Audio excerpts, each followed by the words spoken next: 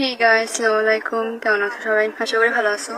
But অনেকে বলবা যে আপনার মুখে সালাম মানায় না, বাট আমি বলি আমি ফেসবুকে ঢুকতেই পারতেছি না, কারণ ফেসবুকে ঢুকলে খালি আমার আর স্যারের পিক ভিডিও ইত্যাদি।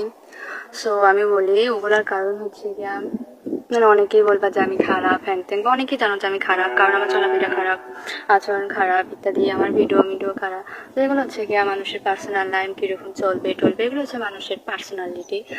সো ওদিকে কথা না বাড়াই, মূল কথাটা হচ্ছে কি, আমার যে বর্তমানে যে ভিডিওটা ভাইরাল হয়েছে স্যারের সাথে, আর তোমরা অনেকেই আবার মানে আমি অনেকে কমেন্ট দেখছি, অনেকে বলতেছে যে স্যারের দোষ আছে, মেয়ে দোষ আছে। হ্যাঁ, আমারও দোষ আছে, বাট কী কারণ যা আমি করছি ওগুলা বা কী কারণে এসব হয়েছে সেটা তো আর কেউ জানে না, বা আমার জিজ্ঞাসা করে নেয়, বা আমার ফ্যামিলির জিজ্ঞাসা করে নেয়।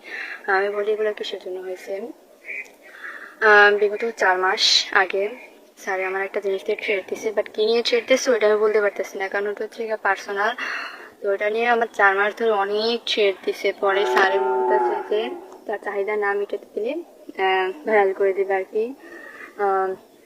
তার কাছে কি আছে না আছে আমি নিজেও কইতে পারি না, বাট সে আমাকে অনেক ট্রেড দিছে। তারপর বলতেছে যে যায় না ওদের ইত্যাদি। তারপরে সে আমাদের বাসায় পড়াতে আসে, সে গত বছর থেকেই পড়ায়, বাট মোটামুটি মাঝখানে ভালোই ছিল, বাট লাস্টের দিক দিয়ে আছে এরকম নষ্ট ইত্যাদি হয়ে আছে। এবং আমার ফ্যামিলির সামনেও ভালো ভালো ছিল আর কি।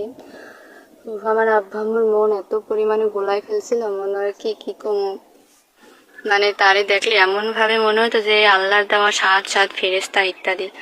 উফ, ওদিকে কথা নাড়া বাড়াই, মূল কথাটা হচ্ছে কি, 4 মাস আগে যে থ্রেডটা দিয়েছে ওই থ্রেডের জন্য আজ আমার এই অবস্থা।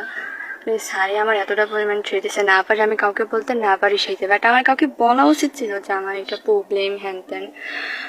এর জন্য আমি স্কুলও যাইতাম না। আমার বান্ধবীরা দেখছে, বাট ওদেরকে বান্ধবী না বললে হয়। আর আমার প্রত্যেকটা বান্ধবীরা চিনতে পারছি, কারণ হচ্ছে কি আমার এই বিপদের সময় ওরা পাশে নেই, উল্টো ওরা নোট দেয় ইত্যাদি দেয়। মানে কি বলবো, মানে ওরা আমার একবারও মেসেজ দিল না বা জিগালো না যে বান্ধবী বা বৃষ্টি কি হয়েছে, এগুলা কি শুনি হ্যাং ত্যাং। একটা বান্ধবী মেসেজ দিছিল, আর তো ওগুলো সব নোট দিয়ে মাইককে চেককে ফেলতেছে, আর কি বলবো। সো আমার মাথা কাজ করতেছে না আমি কি বলবো না বলবো।